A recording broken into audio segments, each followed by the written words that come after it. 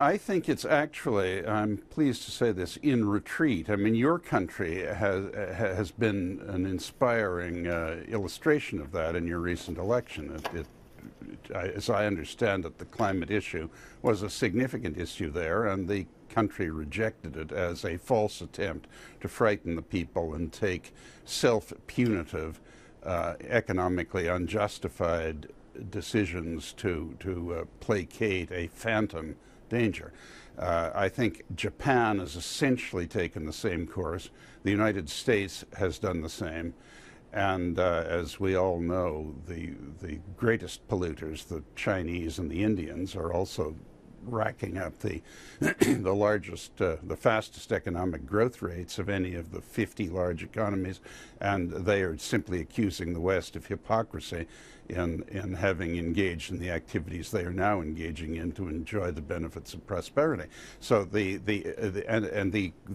climatists, the climate terrorists, are being confined steadily by the fact that the terrible thing isn't happening. You know, the warming isn't happening. The first 15 years of this century were cooler than the last 15 years of the last century. And they can only play this out so long, and they're getting more and more desperate. And an illustration of that is sending this 15-year-old Swedish girl around like a sort of non-violent, atheistic Saint Joan of Arc to terrorize the world that the end is nigh. But it's nonsense.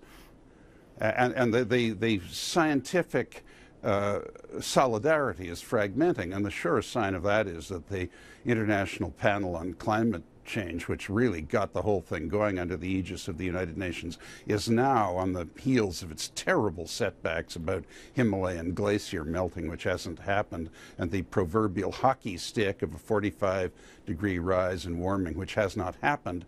Is now actually framing its warnings in relatively judicious and cautious terms. So they're cooling out, and so those who bet everything, put all their chips on this chimera, this nonsense, are becoming more desperate. And in the abstract, it's sort of amusing to watch, but unfortunately too many people still take it seriously.